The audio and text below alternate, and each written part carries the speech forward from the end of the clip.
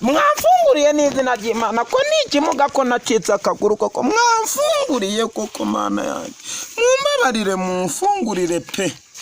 mwagize impuhwe koko mukamfungurira ko namwe byababaho mugacika akaguru mukamera nkanjye namwe bakabafasha kumbujana wishe kudutera nakungu natwe ducika amaguru nikivano gitayiwa nibwo kirakizindura kizana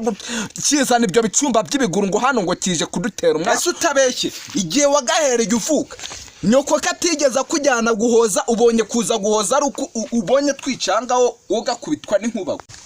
nukuri kw'Imana namwe byababaho Imana isubiriza igihe wajya kumva ejo barambwiye ngo namwe mwacitse amaguru mwe none ikibuno kikamugara mukabura nuko mwicara mugakuruza inda nk'umuhovu mwafunguriye ko ese urujya kubita ikimuga byagenze bi waje uvuga ko ariko wavutse ukareka kubeshyera abantu sha nukuri kw'Imana ndarahiye nimutajya mu muriro utazima sha namuzi ngo Imana ntago ibiri kubumva ibyo mwivugisha ngaho uzajya mu muriro uzima nimba uzajya mu muriro uzima uje hano kugira iki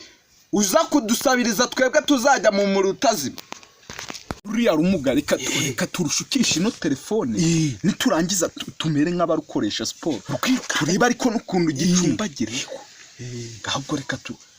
tuva tuguha telefone wenda wava hano bo tuguha agatelefone ugenda ukuremo make akira ma nukuri ese akaguru ntiwabasha no kukaramba wapi karamuga kacitsemo kabiri nimwebwe Imana ishaka uri ikirema disi muzajya murakoze Imana izabajyana mw'ijuru What?